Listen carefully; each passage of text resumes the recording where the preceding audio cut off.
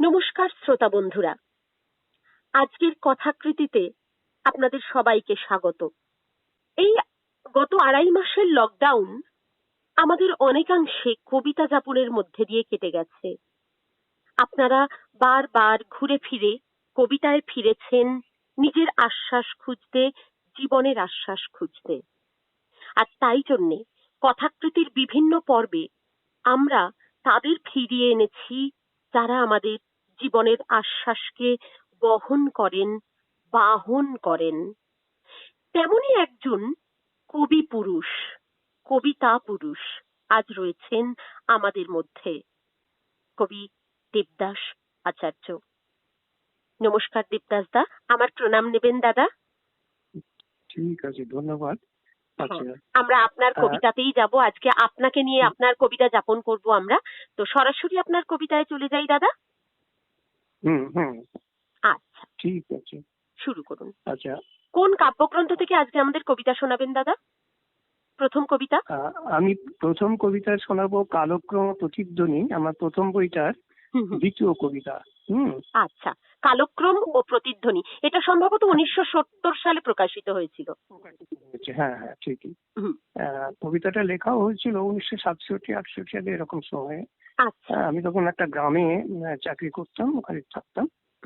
তো কবিতাটাই পড়ি। হ্যাঁ। নিড়িনি চালাই সর্ষে, সে নিড়িনি চালাই সর্ষে, বিদে দেয় খুঁটে তোলে আগাছা। সে কাজল লতার মতো মেঘ দেখলে খুঁট থেকে বিড়ি বার করে। সে আলাপ সালাপ করে ফসলের ভবিষ্যৎ নিয়ে, মাতব্বরের কাছে যায় ফসলের স্বাস্থ্যের জ্ঞান নিতে। ফসলের অসুখ বিসুখে সে করতে দেয় বুড়ো বাবার থানে। তার শ্যাতলা ধরা বোকরা দাঁত ঝিলকে ওঠে হাসিতে, যখন রেণু নিয়ে খেলা করে বাতাস। সে পাখি তাড়ায় লাঠি দিয়ে, ইঁদুর মারার কল পাতে। ফসলের জন্য সে বয়ে আনে খাবার দাবার। ফসলের জন্য সে বয়ে আনে ওষুধ পত্তর। ফুল টুসি মেয়ের মতো ক্ষেতটাকে সাজায় দোহাতে। তার নাওয়া খাওয়া নেই, তার কুটুম্বিতে নেই। এক শান্তি পান্তা আনে মেয়েটার গামছা দিয়ে বেঁধে। ছিলেই করে জল, সরাই করে কাচিমের ডিম। সে মধু ভাঙে গাছ থেকে, মধু দিয়ে পান্তা ভাত খায়। সে পান্তা খায় আর হুলুই দেয় গরু বাছুর দেখে। তার মেয়ের নাক ছাদির মতো ফসল রমরম করে। তার মেয়ের শরীর বাড়ে লাউ ডগার মতো। মেয়ে তোলে বুনো আলু, সে তাড়াই পাখি। তার বউ কুড়োই কাঠকুটো, সে তাড়াই পাখি। তার বউ যায় গাব পারতে, ছেলে চড়াই ছাগল। তার ছেলে যায় মাছ ধরতে, সে বৃত্তি বুনে দেয়। তার মেয়ের আছে কড়ুই ব্রত, বউর আছে শেতলা পুজো। সে গায় বোলান, ছেলে শখের যাত্রা করে। তার মেয়ের দেহের মতো ফসল গড়ে ওঠে মাঠে। সে নিড়িনি জ্বালাই শস্যে, বিদে দেয় খুঁটে তোলে আগাছা। সে যায় মাঠে যখন কাকপক্ষী ওঠে। সে যায় মাঠে তার বউ ঢেঁকিতে ধান কোটে। সে যায় হাট করতে কালান্তরে, বউ যায় খুদ ভাজতে। যখন মোষের শরীর ছুঁয়ে সারা মাঠে অন্ধকার নামে, সে ফেরে বাড়ি মোষের পিঠে চেপে। সে বিদে দেয় মাঠে, আর ফসল ডাঁসা হলে কাকতাড়ুয়া পুঁতে দেয়। গরুর খুলি ঝুলিয়ে দেয় খেতে। সে পগার কেটে জল আনে গেড়ে গর্ত থেকে। তার মেয়ের মতো ঘাগরা দুলিয়ে ফসল খেলা করে। তার বউয়ের মতো অভিমানে ফসল ঢলে পড়ে। আলের উপর দৌড়ই সে বন বিড়ালের মতো। সে নিড়িনি চালাই শস্যে, বিদে দেয়।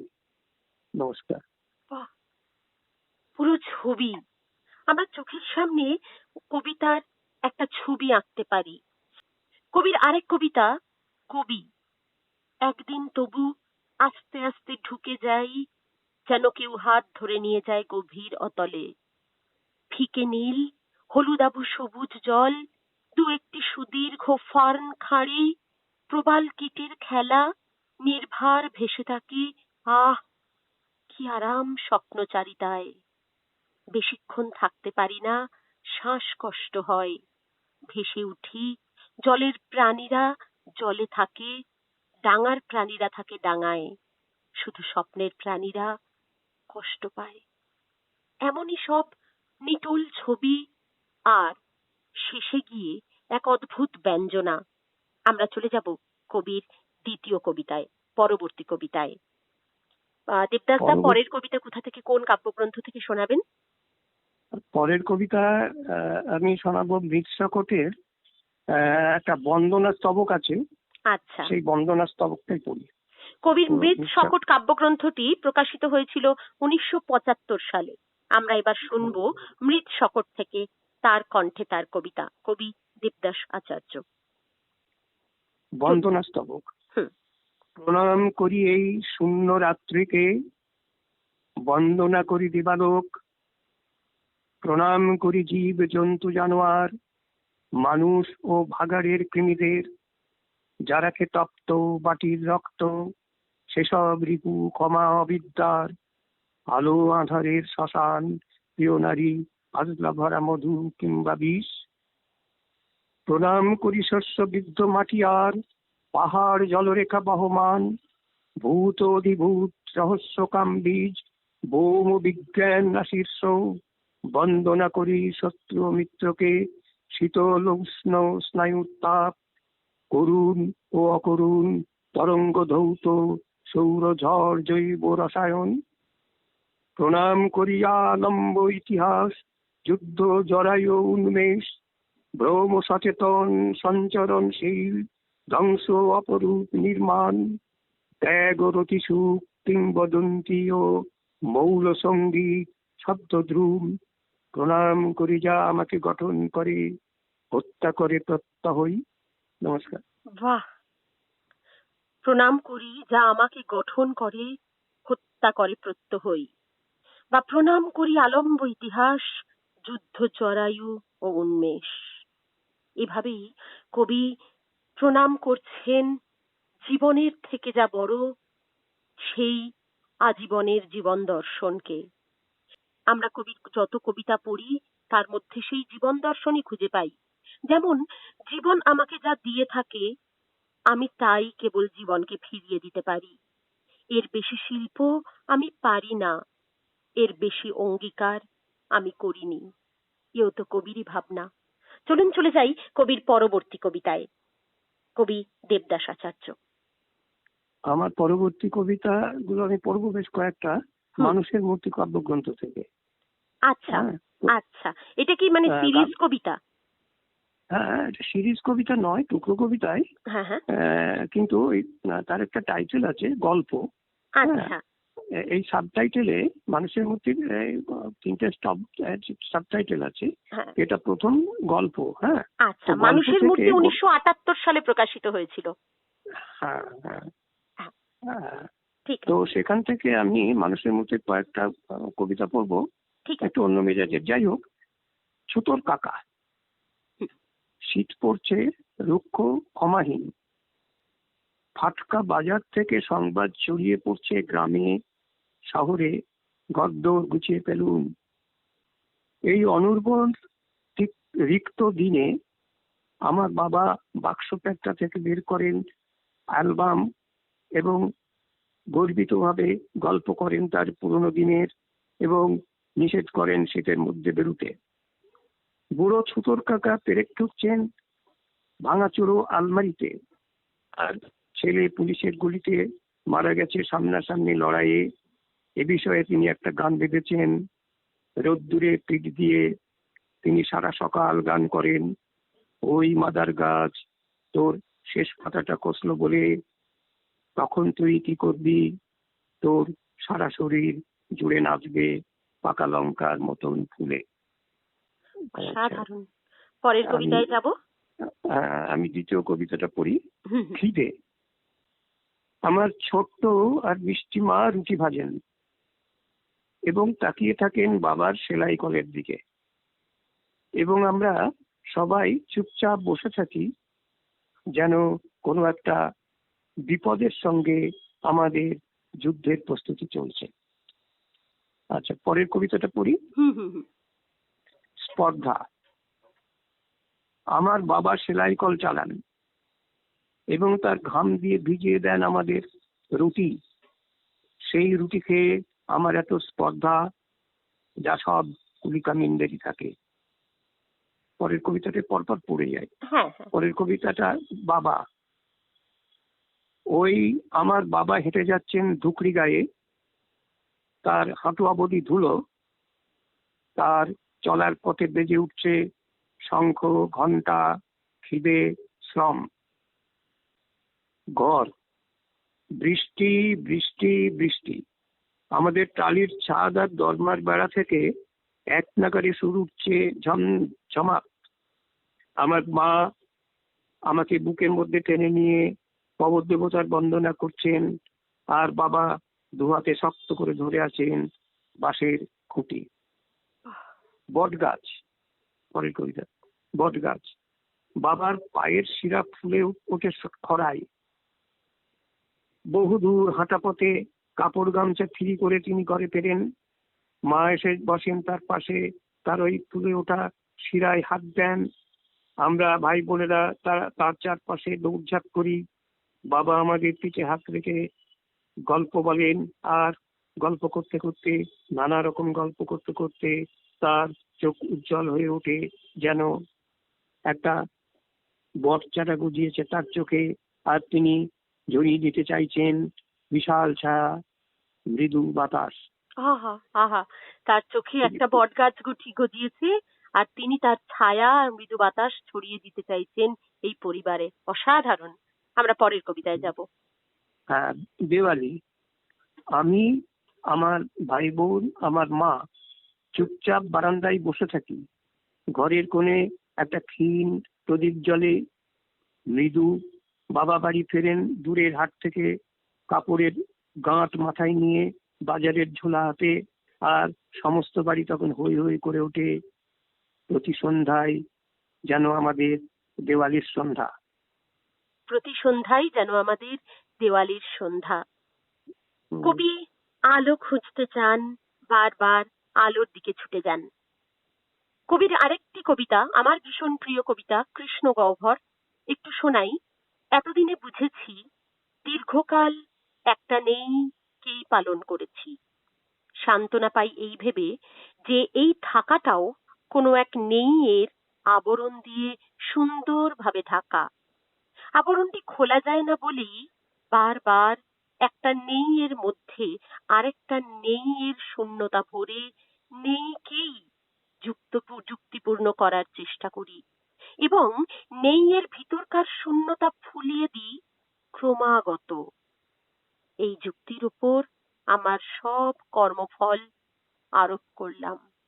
এই যে আমাদের জীবনের প্রচুর নেই, কবি কত সহজে সেই নেইটিকে তুলে এনেছেন।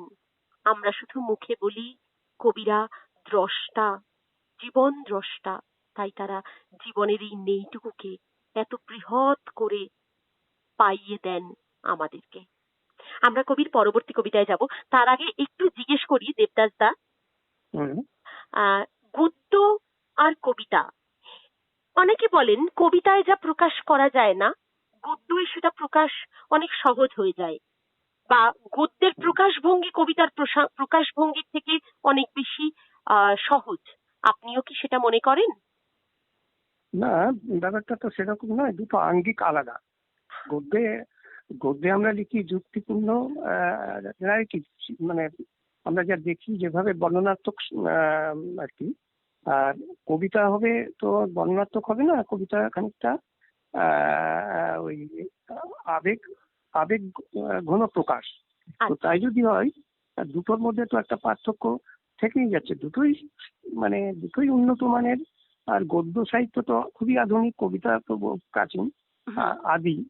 তো কবিতা এবং গদ্য কোনটা সহজ কোনটা কঠিন এইভাবে বিচার করা যায় না। কেউ গদ্যে দক্ষ হন, গদ্য প্রকাশের ক্ষেত্রে গদ্য ভাষা, গদ্যের শৈলী, গদ্যের আঙ্গিকে তার প্রকাশের সুবিধা হয় তিনি গদ্যকার হতে পারেন। আর কারো ক্ষেত্রে কবিতার ভাষা, ওই যে বললাম আবেগের ভাষা, হ্যাঁ ওটা যুক্তিতর্কের ভাষা, যুক্তিপূর্ণ ইয়ের ভাষা, মানে বিন্যাসের ভাষা, আলাদা বিন্যাসের ভাষা। হ্যাঁ, আর এটা খানিকটা আবেগের ভাষা। তো কাজেই দুটোর ধারা আলাদা, এবং কেউ কারোর সঙ্গে প্রতিযোগিতার মধ্যে নেই। কোনটা সহজ কোনটা কঠিন এমন কিছু নয়। কবিতা তো অনেকে বলে সব থেকে কঠিন, সহজভাবে গদ্যে প্রকাশ করা যায়, তাই কি আমি সেটাই বললাম, সেটাই কি সবসময় হয় না? তা হয় না। ওই যে বললাম এটা ব্যক্তির উপরই নির্ভর করে। কেউ গদ্য ফর্মে গদ্যের আঙ্গিকে সহজ ভাবে আত্মপ্রকাশ করতে পারে, কেউ কবিতার আঙ্গিকে তার মতো করে সহজভাবে আত্মপ্রকাশ করতে পারে। এটাই ব্যাপার, কেউ কারো প্রতিযোগী নয়। এবং যে যেখানে সহজ, যে যেখানে সাবলীল, সে সেখানে স্বতঃস্ফূর্ত। তাই দুটোর মধ্যে কোনো পার্থক্য, আলাদা রকমের কোনো তুলনা চলে না। খুব সুন্দরভাবে কবি আমাদের বুঝিয়ে দিয়েছেন গদ্যে আর পদ্যে কোন রকম কোনো প্রতিযোগিতা নেই, যে যেখানে যেভাবে সাবলীল, যার মধ্যে যেটা সাবলীল ভাবে সাবলীল গতিতে বেরিয়ে আসে সেটাই প্রিয় হয়ে ওঠে, সেটাই কাছের হয়ে ওঠে। আমরা চলে যাব কবির পরবর্তী কবিতায়। দাদা, এরপর কোন কাব্যগ্রন্থ থেকে তুমি আমাদের কবিতা শোনাবে? আমি মানুষের মুক্তি থেকেই সব এই গল্প পর্যায়ের কবিতাগুলো পড়তে চাইছি। আচ্ছা। চিরায়ত ওই নুব্জ বৃদ্ধা আমার বুড়িমা লাঠি ঠুকে হেঁটে যান, কাঁধের ঝুলিতে দোলে জড়িবুটি কন্টিকারি রসের বোতল, মুখে তার মাঙ্গলিক ঝাড়ফুঁক, শিমুলের লাল ফুটে আছে কাটা ঝোপঝাড় ঘেরা পথ, দূরে গ্রাম ছেঁড়া ছেঁড়া ছায়া ছায়া, তিনি দুটো হেঁটে যান, আমি দন্দন্তরে বলি ওই লোকালয়কে বাঁচাতে চলেছি। আর পাকালি চলে তার সাথে, ঝোপ জঙ্গল চলে, নিকিরে পাড়ার মোড়ক তার সঙ্গে সঙ্গে হেঁটে যায়। চিরায়ত। আচ্ছা, পরের কবিতাটা পড়ি। হ্যাঁ, পড়ুন। প্রতীক্ষা। এর পরের কবিতা প্রতীক্ষা। সন্ধেই আমি আর মা লণ্ঠন হাতে দাঁড়িয়ে থাকি পথের বাঁকে। এখন ঘরে ফেরার সময়, এখন সমস্ত বাইরের ছড়ানো জগৎ যেন গুটিয়ে আসে ঘরের দিকে। আমি এবং মা লণ্ঠন হাতে দাঁড়িয়ে থাকি বাবার প্রতীক্ষায়। গরামি কাকা ফিরে আসেন, গাড়োয়ান পিসেমশাই ফিরে আসেন, পাউরুটি হাতে ফিরে আসেন মিষ্টি দাদু, এবং মোষগুলিও ফিরে আসে। সন্ধ্যের ভেতর ডুবতে থাকে, শোনা যায় দরগাতলার সান্ধ্য আজান। একসময় পিঠে একটা বচকা নিয়ে বাবার ফিরে আসা বোঝা যায়। আর মা তৎক্ষণাৎ বলেন, ওই তো উনি আসছেন, ওই দেখ, ওই তো উনি। পরের কবিতা অনুভব। এরপর আমরা শুনবো অনুভব, কবি দীপদাস আচার্য।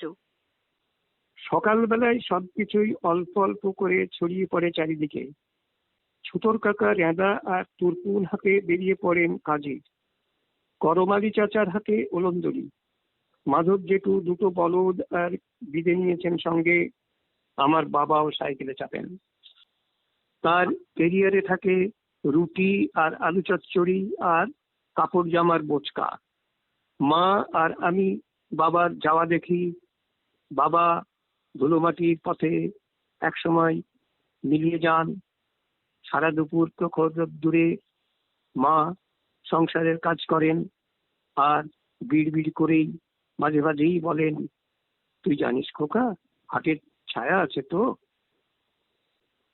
এবার আপনার কাছে আমার একটা প্রশ্ন থাক।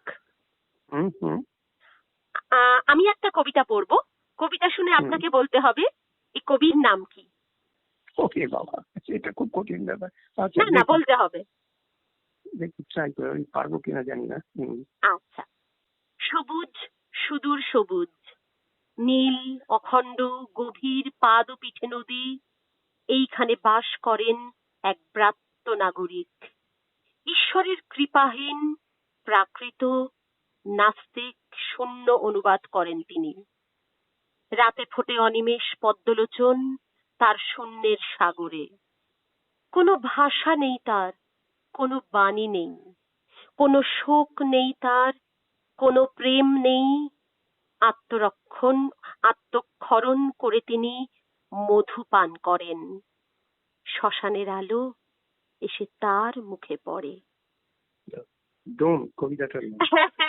সুন্দর কবিতা। এটা ভালো কবিতা। আমরা শুনলাম আচার্যের ভদ্রাসন। হ্যাঁ, আচার্যের ভদ্রাসন থেকে কবি দেবদাস আচার্যের লেখা ডোম কবিতাটি। আমরা চলে যাব তার কণ্ঠে তার পরবর্তী কবিতায়। আচ্ছা, আমি একটা কাজ করি, ওই একটা কবিতায় আরো একটা কবিতা পড়ি। নিউরন গুচ্ছ বলে আমার একটা অংশ আছে না মানুষের মুক্তি, সেখান থেকে প্রথম কবিতাটা পড়ি। আচ্ছা। উৎস। হ্যাঁ, উৎস। নিউরন গুচ্ছের প্রথম কবিতা। আচ্ছা। একদিন এক যুবতী স্বপ্ন দেখে ছুটে এসেছিল আমাকে কিছু বলার জন্য। তার শরীরে ছিল শিহরণ আর চোখে ছিল বর্ষার ধার। আমি তার কিছুই বুঝিনি তখন। এই তো সামান্য গল্প, এই গল্পই আমাকে সারা জীবন বলে যেতে হবে। কেউ শুনে তো ভালোই, নইলে মাঠে ঘাটে যে কোনো একলা সময়ে এই গল্পই করব। রাখালদের বলবো গান পাড়তে, আর গ্রাম্য উপকথার মধ্যে এই গল্পই চালিয়ে দেব। কোনো গম্ভীর পুকুর দেখলে নাম দেব স্বপ্নের পুকুর। কোনো বাউলের সাকরে ধরে জনপদে এই গল্পই পড়ে বেড়াবো। গাইতে গাইতে দুকশি দিয়ে ঝরবে আঠা, পোড়া কাঠ হয়ে যাবে শরীর। আচ্ছা, এই কবিতাটা আপনার মনে পড়ে? দেখতে দেখতে রোদ পড়ে এলো, কুয়াশার নরম চাদরে ঢেকে নিল আলোর শরীর। এখন আলোর মায়াটুকু খেলা করে, একটি পায়রা একা নাচছে ঘুরে ঘুরে পৃথিবীর মায়ার ভিতর। আর কোনো সুসংবাদ নেই। কবিতার নাম শীতের বিকেল। আমি আপনার পরের কবিতায় যাব। আচার্যর ভদ্রাসন থেকে কয়েকটা কবিতা। একদম 1992 সালে প্রকাশিত হয়েছিল আচার্যের ভদ্রাসন। আচ্ছা, প্রথম কবিতাটার নাম আচার্যের ভদ্রাসন। হ্যাঁ, ওই নামে বইটা আর কি। যাই হোক, নগরের প্রান্তে সিদ্ধাচার্যের বাড়ি। খড়িয়া নদীর কোলে বাগদিপাড়া বেদেদের তাঁবু। হাওয়ার গম্ভীর স্বর আকাশের দিকে ভেসে যায়। জাতীয় সড়ক দিয়ে ভুটান রাজার কনভয় খাদ্য নিয়ে দেশে ফেরে। লরি ড্রাইভারের শীষ, শৌখিন বাসের দূর অভিযান ওই বাড়িটিকে অস্থির ও চলমান করে রাখে সর্বক্ষণ। যেন এই এক সংবেদন, এই এক চিরযাত্রা ধ্বনি। সুখী গৃহকোণ আজ দিগন্তের প্রসারতা পেয়ে যায়। এত প্রসারতা, এত উন্মুক্ত আকাশ, এত রোদ, এত আলো, এত সজীবতার ভিতর শ্রীযুক্ত আচার্য মহাশয় আজ অসহায়। যেন তুচ্ছ এক খড়কুটো ভেসে যায় অসীমে, অনন্ত নীলে, রাত্রির গভীরে। এত যে বিশাল, তার অসহ্য অস্তিত্বহীন করে দিয়ে যায় আচার্যর শিরদাঁড়া। যেন প্রকৃতির হিংস্রতা লাফিয়ে লাফিয়ে নামে সারা রাত। শান্ত সমতল দূরে শ্মশানের আলো ঝিকি ঝিকি জলে, ঝিকি ঝিকি জলে জাতীয় সড়ক ছুটে আলোর মিছিল। শ্রী আচার্য গৃহী, তার ক্ষুদ্র সংসার যে মহিলা আগলে রাখে সেও হতবাক। তাহলে কি প্রকৃতির বিশালতাই অতি প্রাকৃতিক? কত যুগ ধরে ক্ষুদ্র হতে হতে আজ এত ক্ষুদ্র হয়ে গেছে শ্রী আচার্য। আচার্যর অস্তিত্ব চেটে খায় ওই বাড়ি, ওই অতি প্রাকৃতিক বেদুইন বাসি, বাগদিপাড়ার ঢোল, রাতের আকাশ, রাজপথ। অসাধারণ। আমরা পরের কবিতায় যাব। সিদ্ধাচার্য পরের কবিতা। কয়েকটা কবিতা পড়বো ওই বইটা থেকে। প্রহরায় আছেন রয়েছে যে, তাকে ফাঁকি দিয়ে হস্টেলের মেয়েগুলো উড়ে গেল হালকা রোদ্দুরে শীতের আবাসে। দক্ষিণায়নের রোদ মেয়েদের লোফালোফি করে নিয়ে যায় ফসলের খেতে পাতা কার্পেটে। ইটের ভাটার চিমনি থেকে ধোয়া ওঠে ভেড়ার লোমের মতো নরম ও বর্ণময়, সেচ যন্ত্রের শব্দ, গাভীদের হাম্বারব, মোষের মন্থর ঘাস খাওয়া, পানকৌড়ির ডুব, স্নাইবের তস্তগতি, শ্যাওলার ভিতরে মাছ, নদীর উপরে হাওয়া মুক্তি করে ভেঙে দেয়, মেয়েরা সাবান ঘষে গায়ে। এ নদীর নামই জলঙ্গি নদী।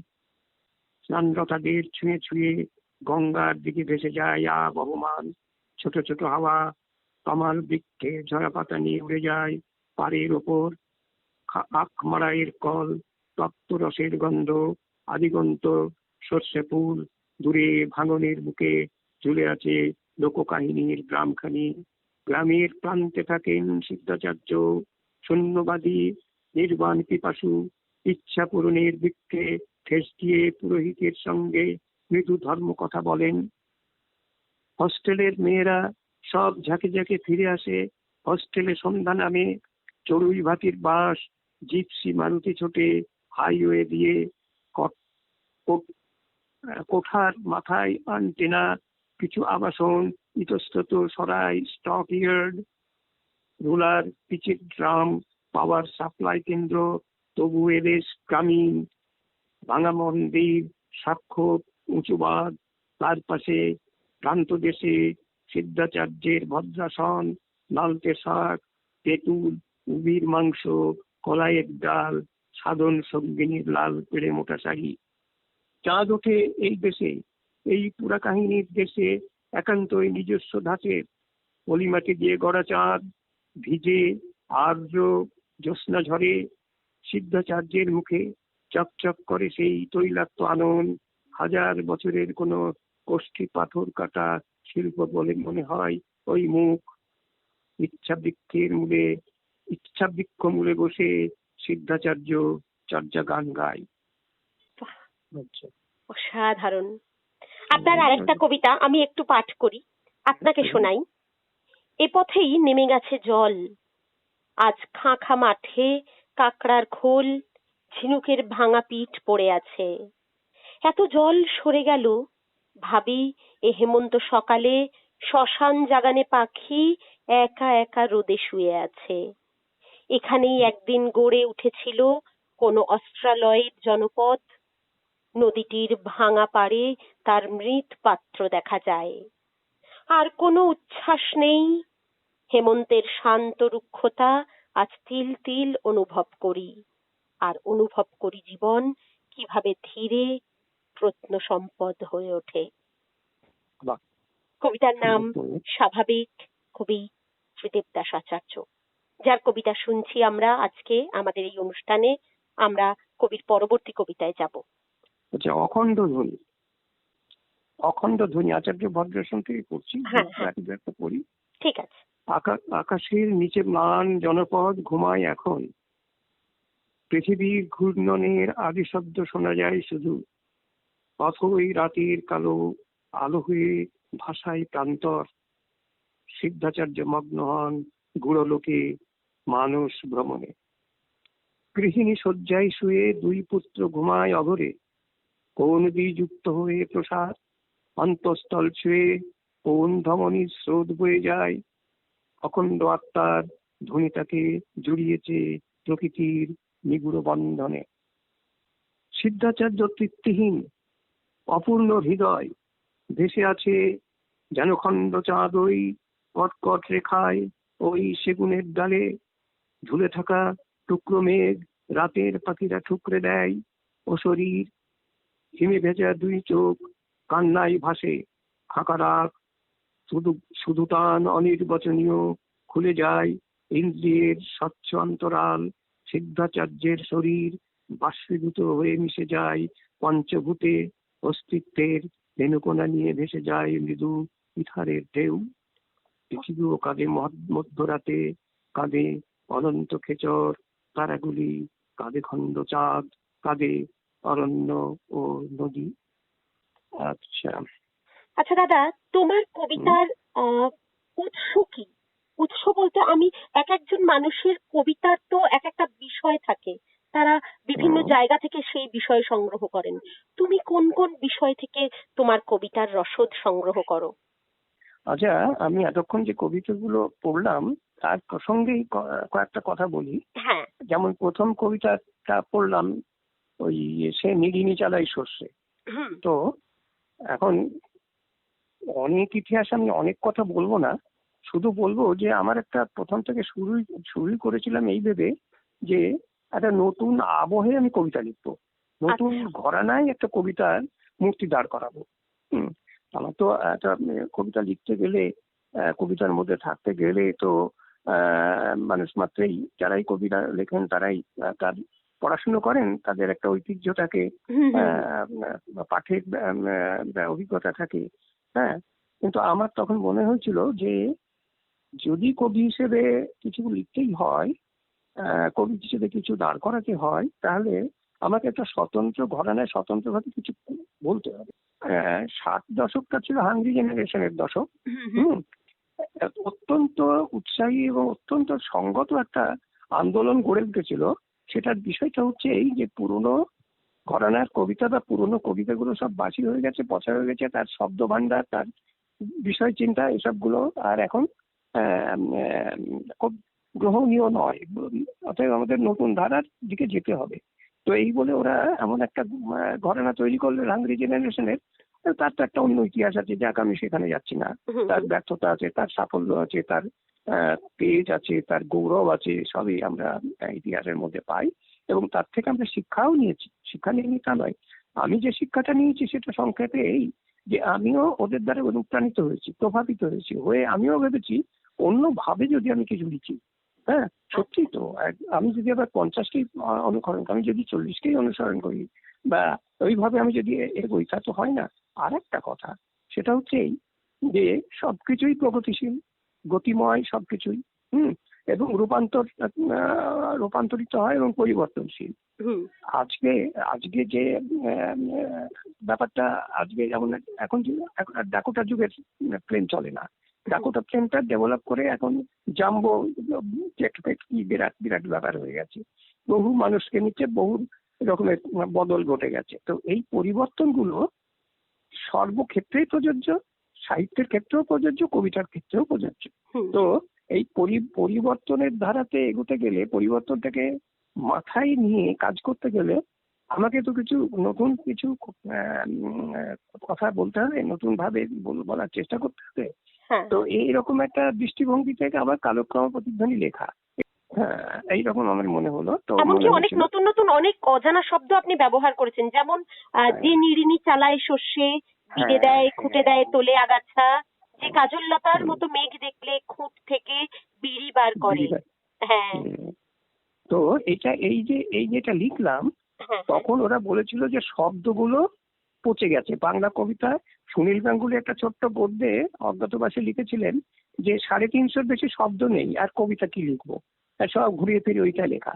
হুম আসলে যে আসলে আমার তখন মনে হয়েছিল আমাদের যদি দৃষ্টিভঙ্গিটা বড় হই, আমাদের সমাজ তো বড় সমাজ, হুম হুম হুম। একটা নিম্ন মধ্যবিত্ত ইন্টেলেকচুয়ালদের সমাজ নয়, তার থেকেও একটা বড় সমাজ আছে। সেই ইন্টেলেকচুয়াল মধ্যবিত্ত সমাজ তো আছেই।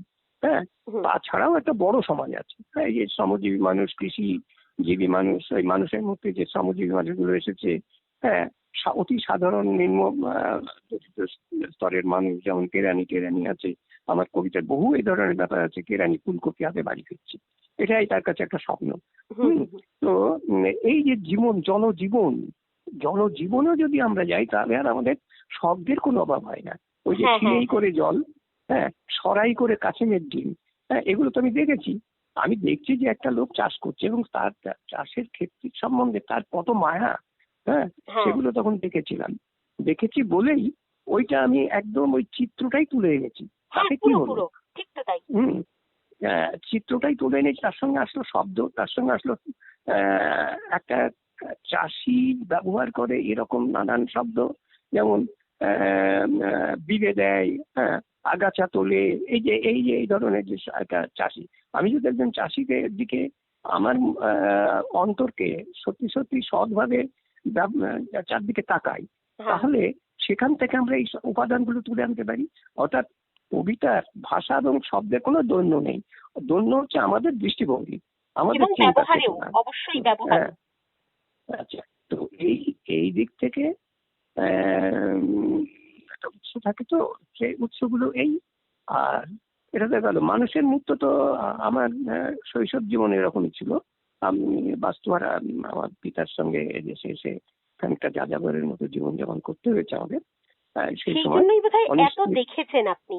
যেমন আপনি লিখছেন, ফসলের অসুখে বিসুখে সে হতে দেয় বুড়ো বাবার থানে, মাতব্বরের কাছে যায় ফসলের স্বাস্থ্যের জ্ঞান নিতে, তার শ্যাতলা ধরা বোকরা দাঁত ঝিলকে ওঠে হাসিতে যখন রেণু নিয়ে খেলা করে বাতাস।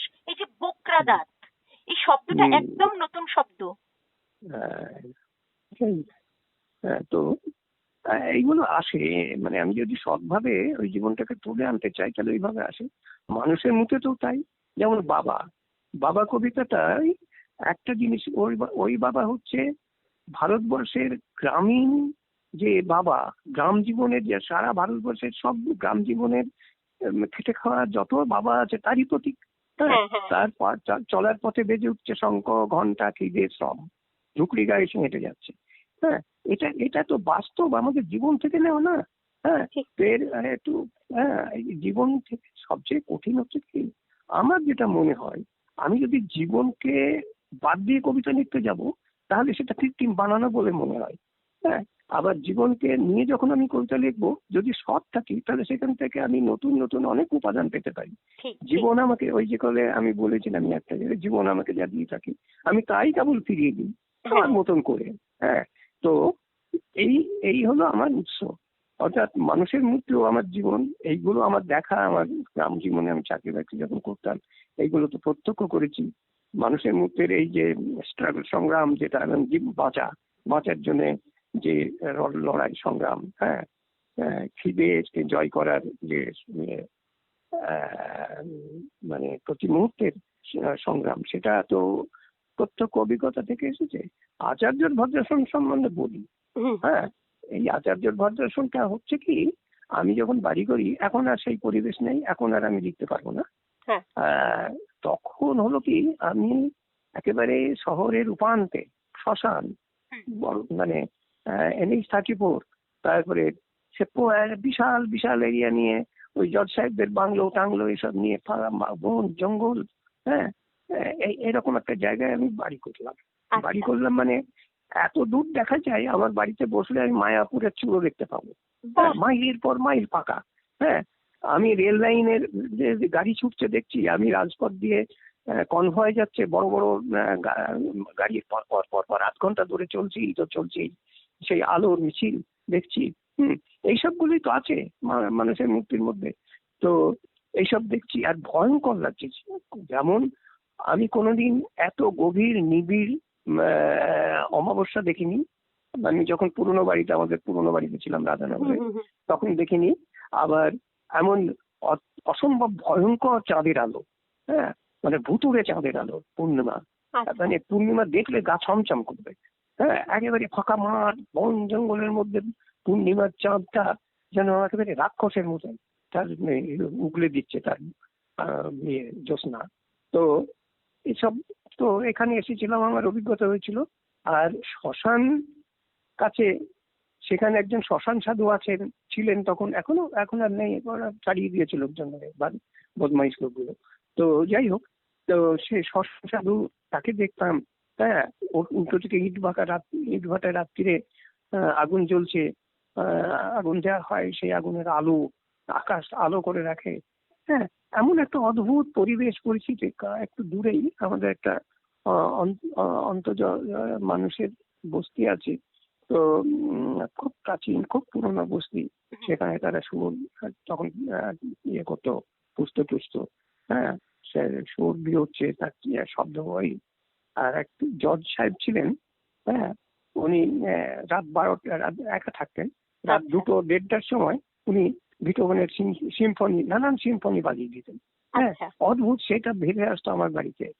রাত 1টার সময় শুনছি তিনি আলো জ্বলছে আর উনি ওটা বাজাচ্ছেন, একাই থাকতেন, অদ্ভুত রোমান্টিক লোক ছিলেন। তো এই সব মিলিয়ে তখন এমন একটা পরিবেশে আসলাম যে তখন মনে হলো যেন আমি একটা সিদ্ধাচার্য সেই সেই সেই জনজীবনে আমি পৌঁছে গেছি, আজ থেকে 1000 বছরের পুরনো একটা আদিম জনজীবনে, সেই জনজীবন যেটা আমাদের বাঙালির সত্তার প্রথম পরিচয় আমরা পাচ্ছি, সেই জনজীবনে, সেই ভাষার, সেই ওই জীবন প্রণালীর মধ্যে আমরা চলে গেছি। ঠিক হ্যাঁ, ঠিক। নালতে শাক, উবির মাংস এইসব খাচ্ছি। হ্যাঁ, তো এই এই আর কি আমার গৃহিণী হয়ে গেছেন সাধন সঙ্গিনী ডুমরি। হ্যাঁ, তো এই নিজেকে ওইভাবে ওই অবস্থার সঙ্গে মিশিয়ে দিয়ে আমার মনে হলো যে 1000 বছরের ইতিহাসটা লুপ্ত হয়ে গেছে, সেই সেই জীবনটা এখনো আছে এবং আমি সেই জীবনই যাপন করছি। এইভাবে আচার্যর বদ্রাসন, সিদ্ধাচার্য, আচার্য মশাই তখন সিদ্ধাচার্য হয়ে গেলেন। এই আর কি, এইগুলো। কি অদ্ভুত লিখছেন হুম, কবি, লিখছেন উৎসবী যে আমি সূক্ষ্ম অতি জাগতিক চেতনার ধারাস্রোত থেকে ছিটকে আসা পরমাণু এক, রূপহীন মায়া কায়াহীন মৌল অণু, পৃথিবীতে এসে তার রসায়নে মিশে গেছি। কবি যখন এভাবে ভাবতে শুরু করেন তার উৎসকে উৎসবীজের মধ্যে দিয়ে, তখনই বোধ হয় কবির কল্পনায়, কবির কলমে এরকম কবিতা ধরা দেয়। হ্যাঁ জানি, সময় শেষের পথে আমাদের থামতে হয়, কিন্তু এই কবিতারাই মনে করিয়ে দেয় বারবার আমাদের উৎস জীবনের কথা। আমরা সেই 1000 বছর পিছনে ফিরে যাই, যেখানে আমরা চোখ বুজে নিজেদের সিদ্ধাচার্য মনে করতে পারি, যেভাবে কবিও তাকে সেই জায়গায় নিয়ে গেছেন। যেতে যেতে আমরা কবির কণ্ঠে আজকের অনুষ্ঠানের এই পর্বের শেষ কবিতাটি শুনবো। তবে আমরা আবার ফিরবো কবির কাছে, কবির আরেকটি এপিসোড নিয়ে। দ্বিতীয় পর্বে কবির প্রচুর কবিতা রয়েছে যেগুলো আমার না শোনা রয়ে গেল, সেগুলো কিন্তু আবার শুনবো। দেবদাস দা, আচ্ছা, আমি একটা অনেক দিনের পুরনো একটা কবিতা পড়ি। আচ্ছা। সেটা অহম বলে আমি একটা কবিতা লিখেছিলাম, অনেক পুরনো। অহম, হ্যাঁ। অহম। আমি খানিকটা সময় আমার ব্যবহারিক জীবন থেকে কেড়ে নিই। ঘুমের স্বপ্নের চেয়ে দিবাস্বপ্নই আমার বেশি প্রিয়। আমার চিন্তাকে আমি মুক্তি দিই তার নিজের পথে ছুটে যাওয়ার জন্যে, এবং আমার স্বপ্ন ও আকাঙ্ক্ষাকেও তার সঙ্গে সঙ্গে যেতে দিই।